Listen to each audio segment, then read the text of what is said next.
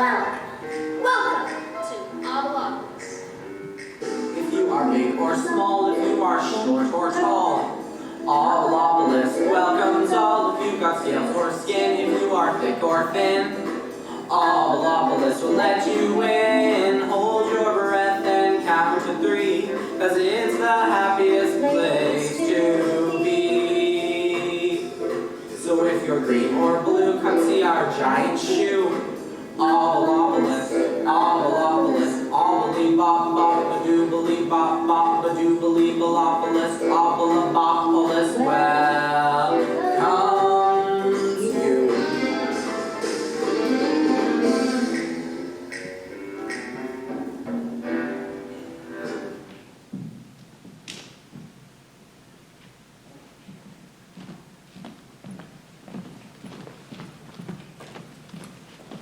I'm so tired. You can have a break. Just take your bags inside first. But it's so heavy. Where does this one go? Kitchen, Gary. Huh. Where is it? We're missing. Oh my gosh! Did you see this? It was on the door. Avalopolis has the world's largest shoe. Did you know that? No, I didn't. Hon, have you seen my art supplies? I swear I put them into 3 boxes, but I only saw 2. I'll check. Thank you. This is amazing. We have to go here. Look, the restaurant's at the top of the Avalopolis. Sounds nice. And you sit in these little buggies like a Ferris wheel, and the whole thing spins around the tower while you eat. Mm-hmm. Oh my gosh, you can see the Earthlight from there. Can we go? I don't know. Please. Elizabeth, why don't you go check out your new room? Okay.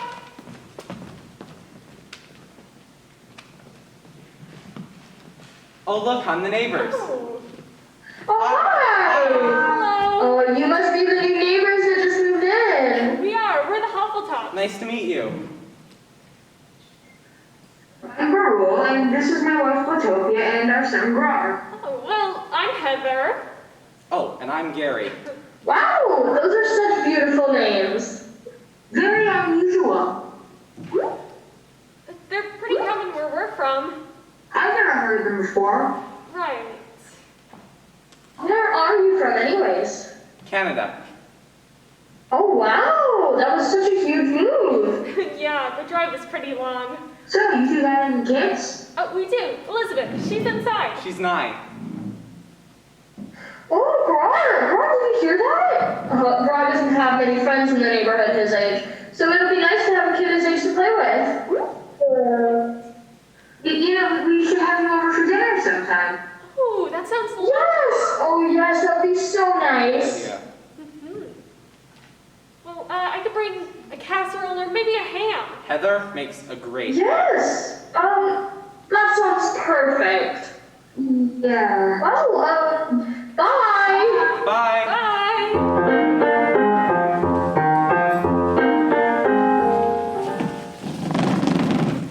Yes, Elizabeth? Do you have a question? I'm finished. Already? You have 15 minutes left. Are you sure you don't want to double check your answers? You know, make sure they're right? No, I'm done. Okay, well, command it in and we'll move on to the next part of the test. Okay, so we're going to go on to the reading portion. This is a very simple but very important part of the test as well. We want to make sure that students understand enough of the language not to fall behind in regular classes. So if you need any extra support, any tutoring, but we want to get started with those right away. Okay. Can you read this for me? Hello, my name is Elizabeth. Very good! Have you been practicing? I don't need to practice. This is my first language. Okay, well, we just want to make sure that students have all the tools they need for success. How about we try a harder one? The quick brown fox jumped over the lazy dog. Was that supposed to be harder? It is for most people. Read the bottom. Mr. and Mrs. Dursley of number 4 Privet Drive are proud to say that they're perfectly normal. Thank you very much. I love this book. You've read it? I've read all of them. Wow, okay. So now we're going to move on to the last part of the test. It asks you to identify all the local leaves with the pictures of. You ready? Elephant, camel, apple, camera, TV. Okay, that's enough. You clearly understand all the local leaves good enough to participate in normal classes. Well enough. Sorry, what was that? Nothing. Okay, well, if you're going to need any extra help, I'm always here. Okay. Bye, good luck in the school year. Bye, thanks. What a waste of time.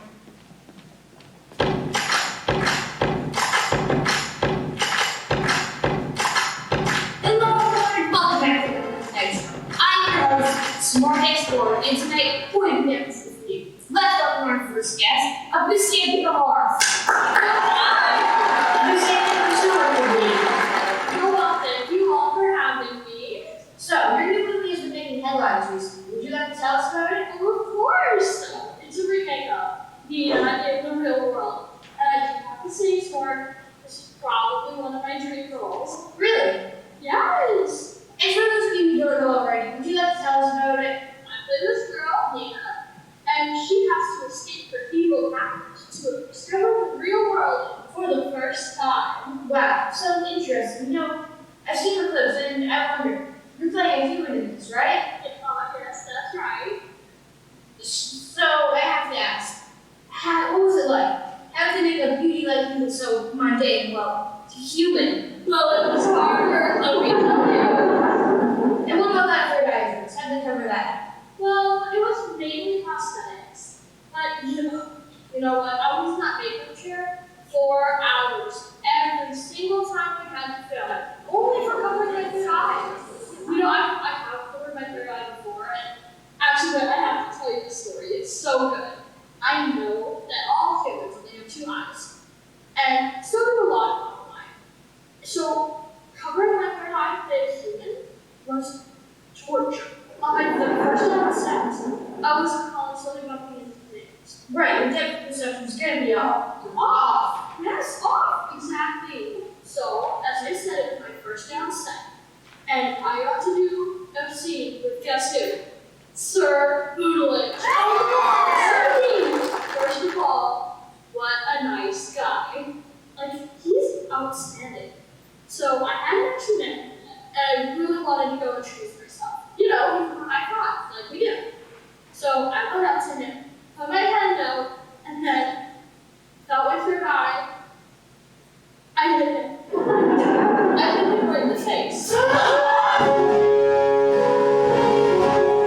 Talk show host Smorgasbord has come out of fire recently for an interview in which he referenced human beauty as mundane. But local human rights groups aren't just upset over his comment, but upset over his guest, Abyssia Picamarth, who is promoting her new movie, Nina in the Real World, in which she plays a human character. How is this still happening? There are so many talented human actors, and they're not even being given the opportunity to play the roles that were literally meant for them.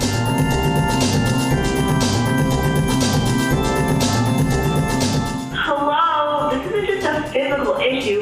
Nina's story is about what it's like to be human. Human. It's why it was such an important story to a girl like me growing up.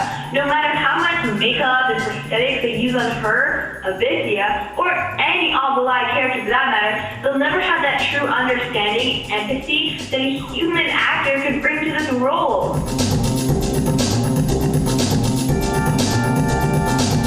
We need to be doing a better job of accurate representation for our human allies.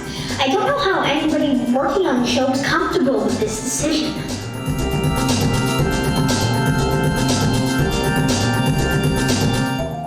I don't get it. People are mad about Abyssia playing a human character, but isn't that why it's called acting?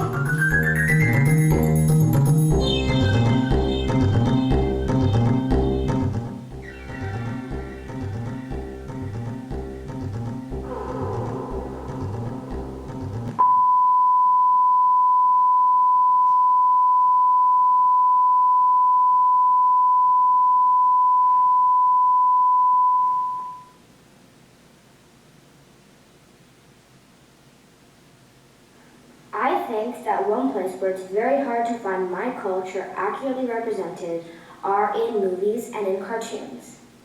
You rarely see an Indian character in movies and cartoons, and if you do, they're always based off of stereotypes that aren't true. For example, we'll always have an accent, and there will always be Indian music playing in the background.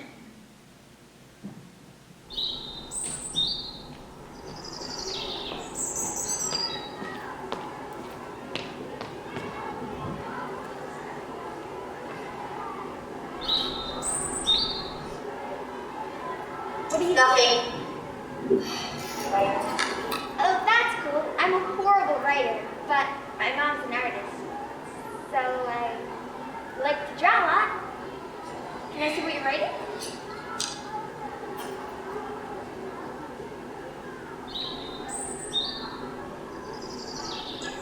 I don't even know you. I'm Elizabeth. And you are... Aaron. Where are you from? Here. Right, but where are you really from? I was born here. Oh, I just moved from Canada. So now can I see what you're writing? You wouldn't get it. Why not?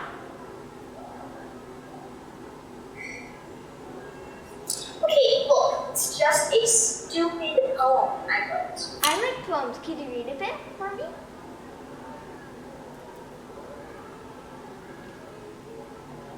Some days are hard, people like to judge. I carry scars, heavy with a grudge. It's time to lift my head high. It's time to prove my worth. I've been special since the day my mother gave me birth. You're right. I don't get it. I mean, that hasn't been my experience here at all.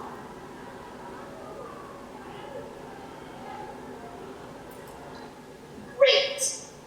Now leave me alone.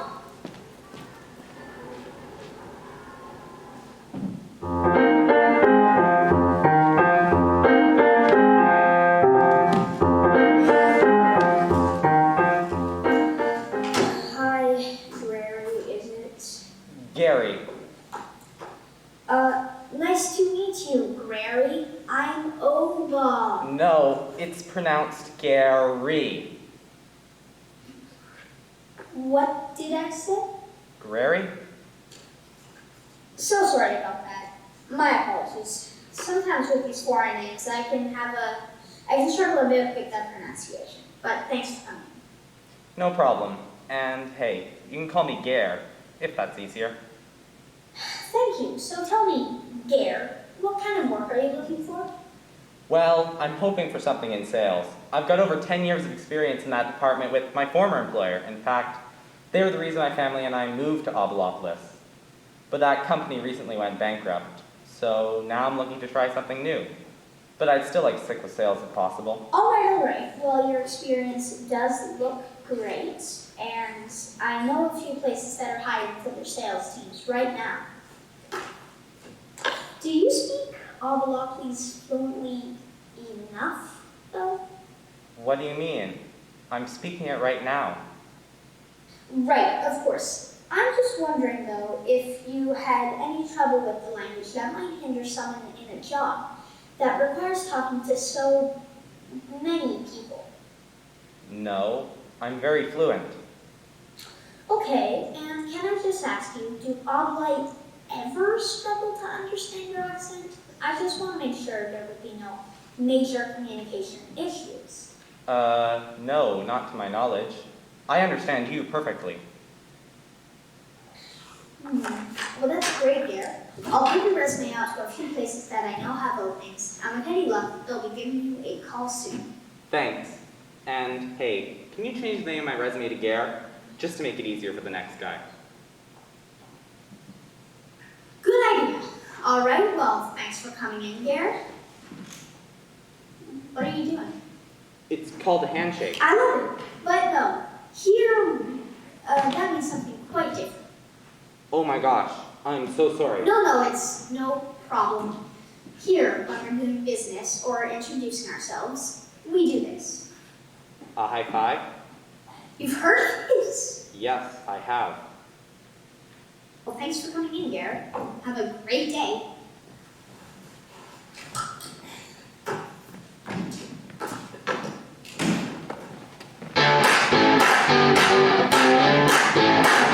Everyone, welcome back to Callie Draws, a show where I draw and you draw with me. I'm your host, Callie Andrea, but my friends call me Callie, and you can too if you drop a comment down below.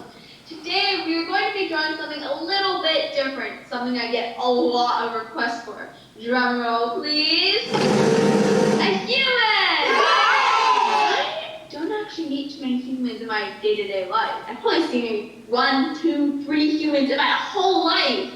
So, I may not be best at this one, but it's something a lot of you subscribers have been asking for, so here it is. Let's get started. So, drawing a human, super simple, super easy. Drawing a human is so much easier than some of you may be thinking, you know. Even if you've never met one in real life, because like, same. So, we're just going to draw an oval head, but we're not going to add any horns, or a beak, or feathers, you know. Just a head. I got my paper. Honestly, it's a little bit weird for me, since my style of art is normally to create these, you know, mashed up characters, you know, these crazy, diverse, cool characters. Like, one I did recently, yes, I need to tell you about this. I did Frank Sinatra's wings, you know, these cool looking things, with Smorgasbord's big feet, and I put them together on the body of, I think, Tulia Patuli, or Tululi Patuli. And it actually looked really cool, because that's my style of art. That's how I draw. You know, but drawing a human is all about, you know, taking that away, taking that oval-eyed glamour away, and it hurts my soul when I have to do that, because that's not me. My style of art, actually, right now, I'm in a fish scale, like, you know, mermaid phase, you know, something kind of like that. Anyways, getting off topic. We're just drawing something simple, you know, like, and faces. You can see here that now I've kind of got the general shape, you know, a head, 2 arms, 2 legs, 2 eyes, you know, 2 ears, 2 lips, 2 nostrils, you know. They like 2 of everything. Isn't that kind of weird? So basically, just resist the urge to add anything extra. Don't add extra arms. Don't add extra eyes. Like, I know I have 2 arms, but that's just me. There are so many other oval-eyes who have, you know, 2 arms. And there are so many other oval-eyes that have 3 arms, 4 arms, 5 arms, 6 arms even. But humans, it's just 2 arms. Like, all of them. We're getting off topic. Gosh, don't you think this would be so cute with like spotted skin and some horns that curl? It's just, it make it look so much cuter. She's also cute the way she is. The time you've all been waiting for, colors day! But cannot stress this enough. Don't use these beautiful, bright, flashy, gold colors. Like, these are so pretty, but sadly, you can't use them on your human pictures. You gotta use these, you know, warm, dull, brown, grays, you know, beige, no extra pop or pizzazz, you know. So now we're gonna go in, start with your brown. Unsubscribe. Aww. Elizabeth, go get ready for dinner.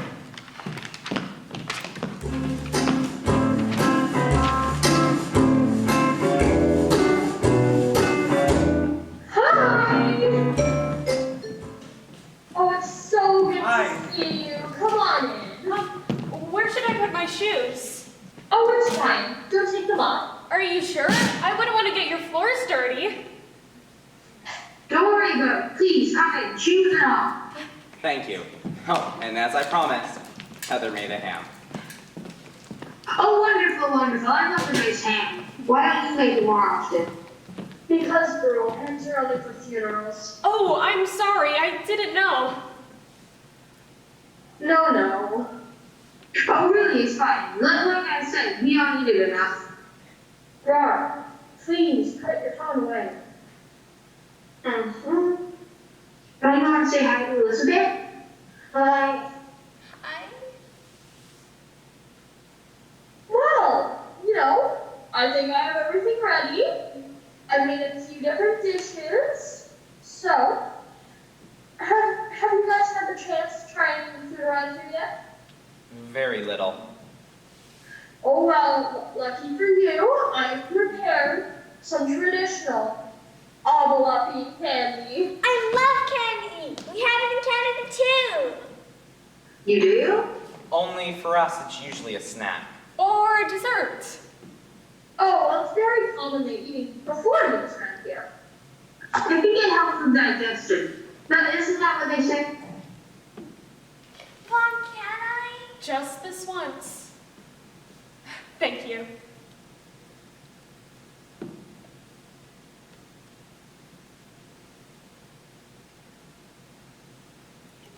Gross. You can spit it out. Just use your napkin.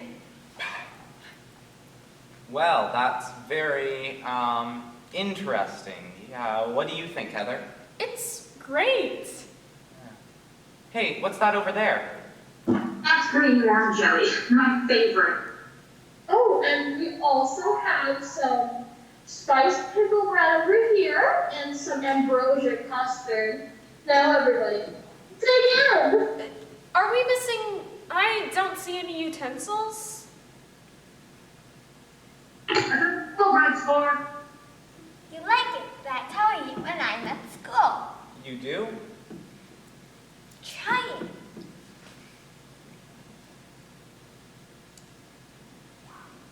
So here, how's the pen factory going? I actually don't work in the pen factory. I work in sales, or at least I did before they went under. Wait, you haven't been a very good salesman then. Gary's actually been looking for a new job. He had an interview a few days ago, but we haven't heard anything back yet. Well, you know, it's gonna work for me. We're always looking for new people to hire. What is it you do again, Burrell? I run a landscaping business. And you need a salesman? No, but we're always looking for more people who can mow lawns. I see. Oh my goodness, this is delicious. Oh, I thank you. You have to teach me how to make this.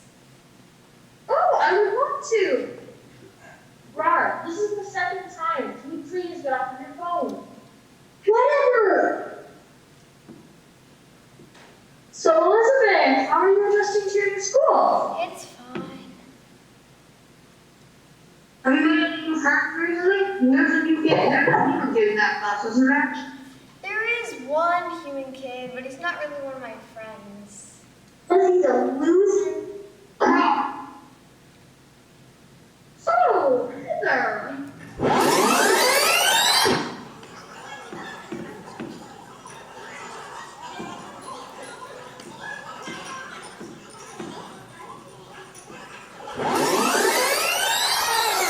Well, thank you very much, Platopia. That was delicious. Just lovely. Yeah. Oh, well, anytime. We love having you, really. You're not like other humans at all. Right. Bye. Bye.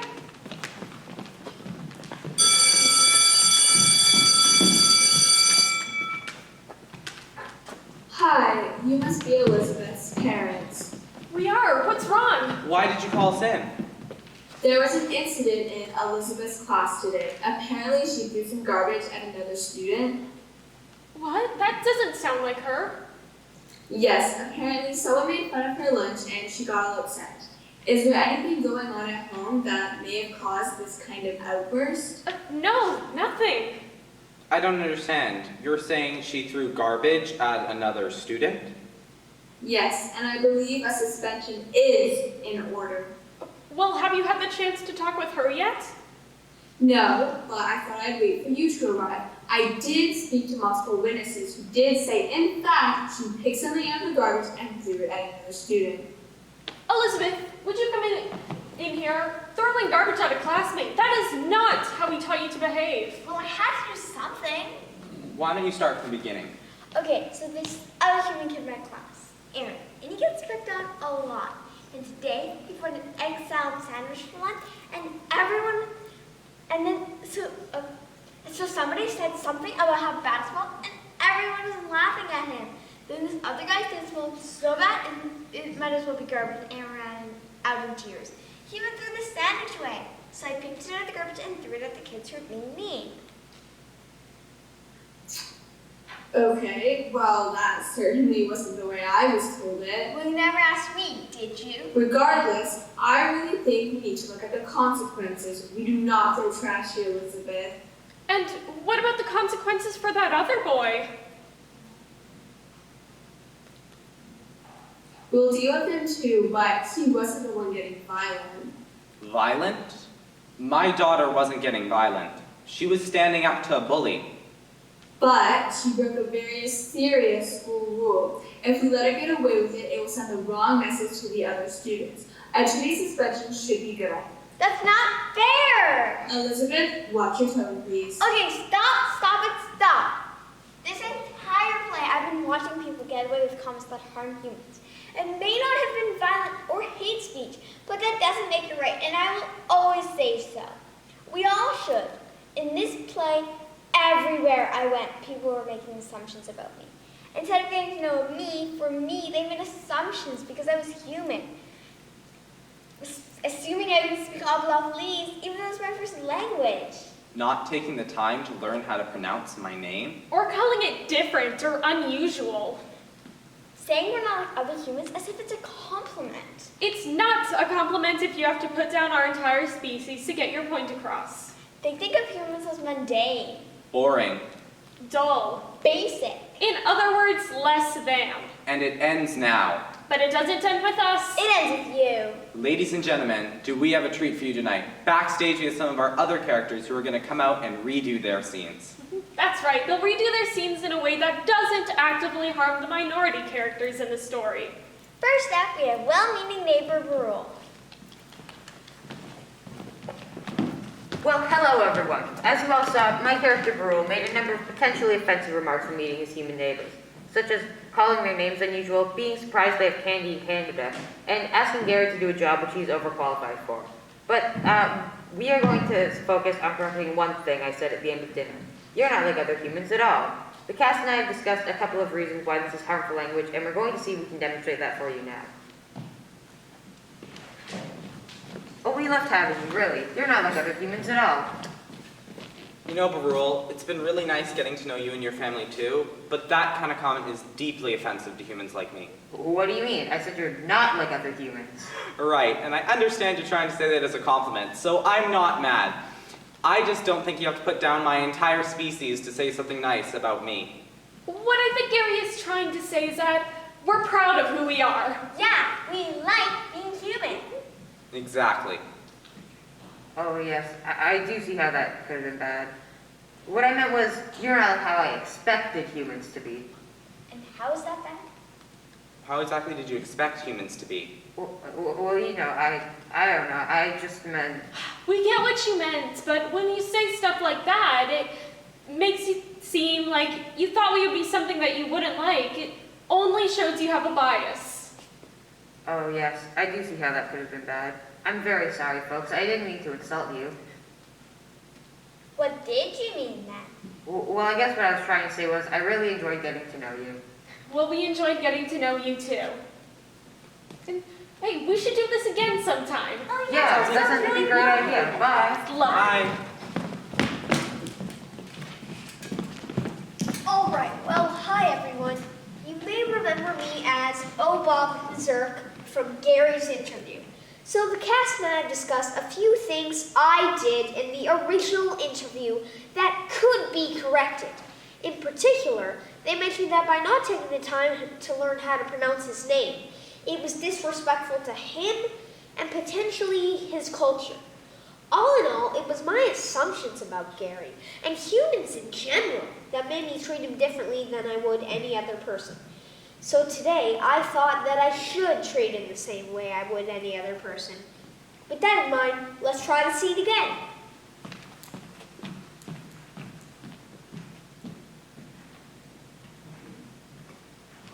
Hi, Drary, is it? I'm Bob. No, it's pronounced Gary. Oh my goodness, I'm so sorry. My apologies. Gary, is that right? Am I saying it right? Yes, you are. Good. I want to make sure I can get it right now, so I can remember it for next time. Thank you, I appreciate it.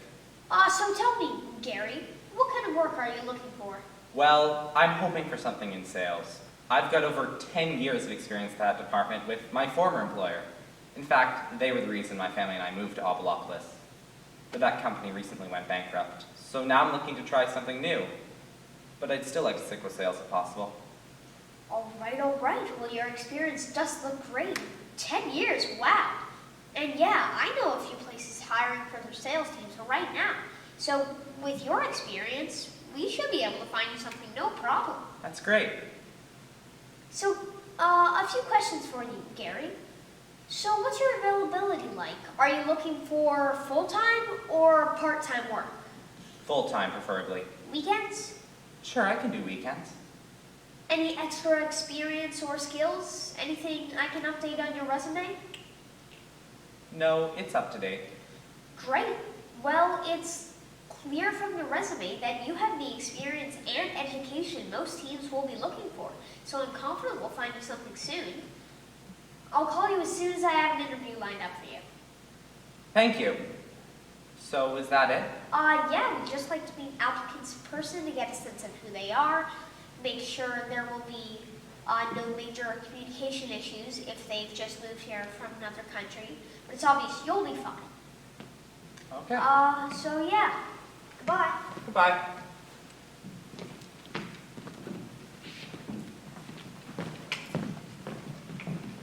Hi everyone, first of all, thank you so much for watching. As Mrs. Murkpot, you've seen me demonstrate my bias against humans in more than one scene. Between talking down to Elizabeth, being surprised that she speaks the language so well, and punishing her more severely than the Albalai students. These are real issues that happen to people of color, and although it's not as obvious as other forms of racism, it just goes to show when the people in power allow their bias to go unchecked. But there's another way this story could have ended, so let's see what it might have looked like if Mrs. Murkpot had seen things from the human's perspective first. Hi, you must be Elizabeth's parents. We are. What's wrong? Why did you call us in? There was an incident involving Elizabeth during class today. An incident? What happened? Apparently, another student was being bullied, and Elizabeth stood up for them. You should be very proud. Elizabeth, can you come in here, please? Want to tell us all what happened? We heard you were very brave standing up to a bully. Well, I had to do something. Go ahead, Elizabeth. Let's hear the whole story. Okay, so there's only one other human kid in my class, Aaron, and he gets picked on a lot. And today, the other kids were laughing at him because of the way his food smelled. That's terrible. They said it was garbage. Ryan was so embarrassed he didn't want to eat his lunch anymore. He threw his sandwich away. And what did you do? I picked it out of the garbage and threw it at the kids who were being mean. Don't worry, I've already spoken to Elizabeth about why throwing food is not an appropriate action to take in response. But I'm glad you didn't let behavior like that continue. You mean I'm not in trouble? Of course not. Punishing somebody for their cultural food, clothing, or accent is unacceptable. Plus, you stood up for what you believed in. That's not something we punish here. And what about the other boy? Will he get punished? Don't worry, we'll deal with him. He definitely needs to learn how to treat his human classmates with more respect. Plus, I'm thinking about adding a Human History Month to the curriculum. How does that sound? Only a month? You're right. It doesn't sound like enough, does it? Now I suggest you all head home and enjoy your summer knowing you have a brave and strong daughter. We know. Thank you. Go on, Elizabeth. Let's go.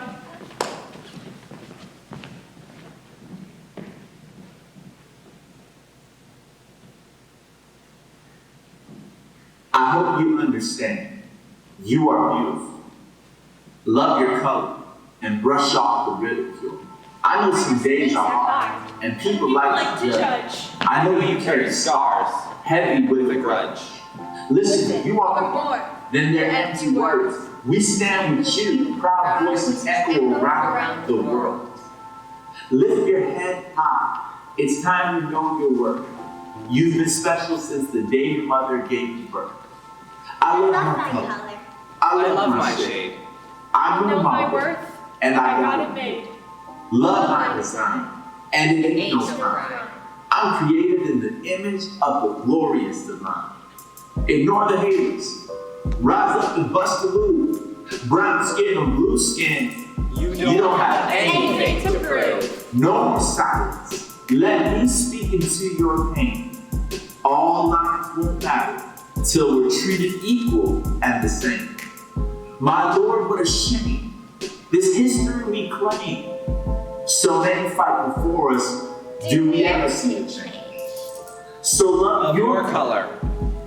Love your shade. Know your worth, and you got it made.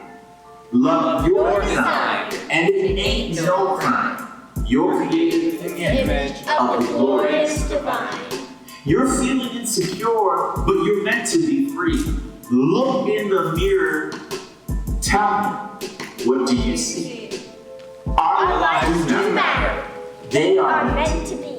Look at your skin again and repeat after me.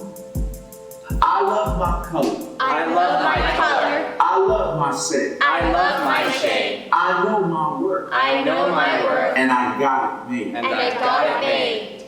Love my design. Love my design. And it ain't no crime. And it ain't no crime. I'm created in the image of the glorious divine. I'm created in the image of the glorious divine.